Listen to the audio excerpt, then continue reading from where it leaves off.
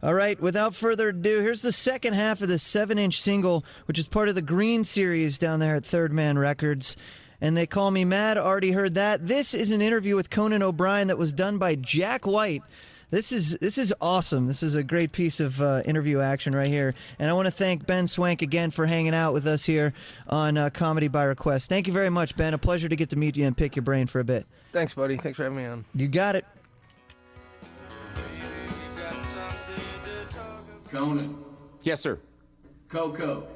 Coco, that's right. Cone bread. Cobra. Cobra, I've never heard Cobra. Coney Island. Coney Island, I've heard that. The Comish. The cone mish, yes. Ice cream cone. Got it. I've lived with that one for a while. Coffee and a sconin'. No. Cone bone. Cone bone, I've heard. Cocaine. Traffic cone. Co-pay, co-op, co-loan. Conan the sexagenarian. Roach. Roach? Roach. Obi-Wan Kenobi. Yes. Coney Danza and the Man of La Mancha.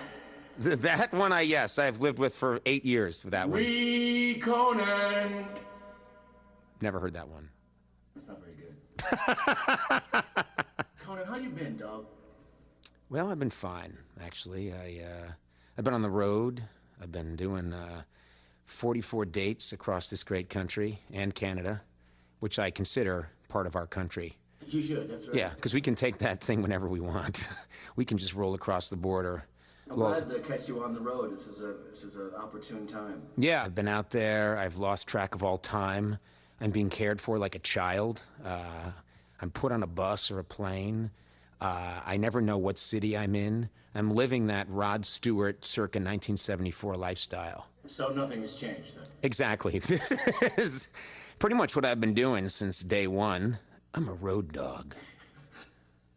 We met a long time ago in Detroit in a bowling alley once. That's right. You were eating with Penn and Teller. Yes.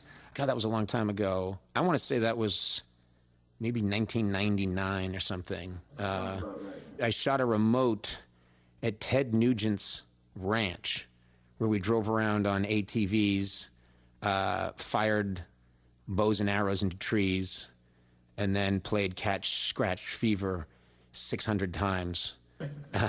And then I baled hay. It was the weirdest day of my life. And then Ted showed up? Yeah, and then Ted showed up, yeah, and said, "Why are you in my house, dude?" Hey, during that whole Tonight Show debacle, did anyone ever consider asking Fred DeCordova to come in and straighten it out? Well, they did, but I think he was dead. We contacted him through a spiritualist, and he said that he didn't want to get involved. And then he conceded that he was more of a Leno guy. That's when I flipped the Ouija board over and said, "This is bullshit," and stormed out of the room. I hear you do a mean Frank Gorshin impression. I'm not sure I really do a Frank Gorshin. I'm just more, I appreciate Frank Gorshin. Are you legally allowed to do an impression of Jay Leno? Is that allowed? What I can do is an impression, and then I can tell you that it's my impression of rapper Ludacris. And you can decide for yourself who you think it sounds like, but this is my impression of rapper Ludacris. So, anyway, my album's gonna drop in October. It's gonna be a really great album, and it's gonna, so look for that in October, and then I'm gonna tour with the album for a little bit, and I think it's gonna, we got a couple of guest people coming in and doing tracks on it, and I think it's gonna be it's a really good rap album. I think it's That's dead on Ludacris. That is Ludacris. For legal purposes, that is Ludacris. But I've probably said too much. Who hears this? That's important. Would legal authorities ever hear this? They wouldn't hear this, would they? It's mostly distributed on cassette in Southeast Asia as well. Perfect. Big market for you. Perfect. And I understand this is going to be a wax cylinder. And so you would actually need one of only 3 existing Edison machines from 1880 to actually hear my confession of murder. So the chances of me being caught, yeah. What I fear most now is a detective with turn-of-the-century technology. That's what it really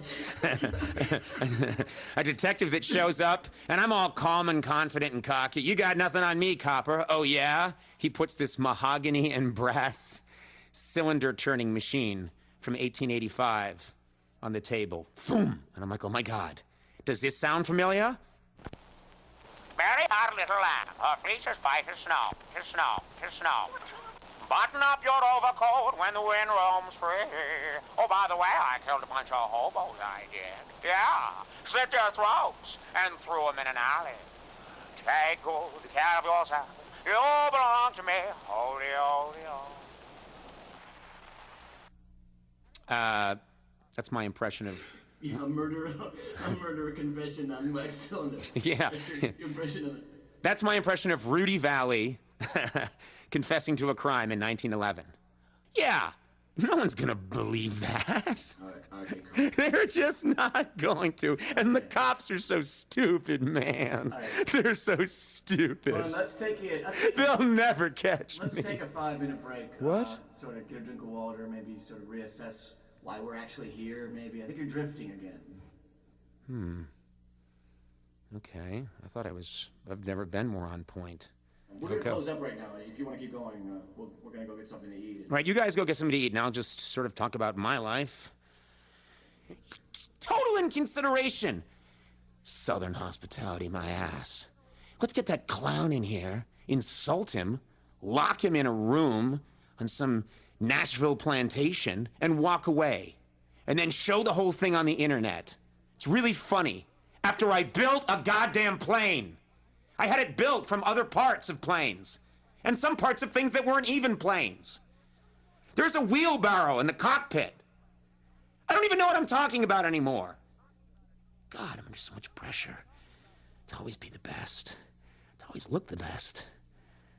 What's wrong with me? Who am I talking to now? They're probably going to edit this out. I'm sure they're going to edit this out so I can speak freely. I really believe I'm gay. I mean, I'm not judging. Conan, we're still here. Shit. I said, I thought you went away. That's what I said. You said something about comedians of a dark side. I kind of feel that. That's really true. Do they get pressured too much from, Joe Schmo? Hey, do something funny. I mean, when you're walking down the street and nobody asks a musician to sing a song. Right. They want you to be funny, or they try to impress you and make you laugh or something. Yeah, my least favorite thing in the world is hearing a joke. I hate jokes. I don't like jokes. I like story jokes, like the guy. Yes. I don't like because they're very artificial. They are. And I always feel a joke is pressure.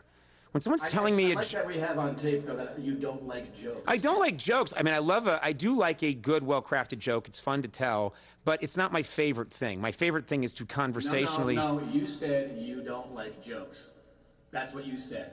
I guess my point is I don't like jokes and I don't enjoy making people laugh. That's your point. Yeah. And I have no emotional attachment to my children or wife. Those are the only things I wanted to make clear on this recording. And that I feel no empathy for humans. That's pretty much it. No one told me that. That's what you wanted to accomplish. I thought as long as I can get out those things. I don't like jokes. I don't like to make people laugh. I find no joy in life. I have no empathy for other humans. And I can't tell the difference between a smile and a frown. And I'm just out for myself. I also think I can move the sun with my fingers. I guess if we learn anything from this recording, I'd like that to come out. Okay. Is everything you said today true? I would say 65% of it is true. 65%, which for me is a pretty good ratio. Usually about 11% of what I say is true. Today we got to 65. I'm pretty proud of that.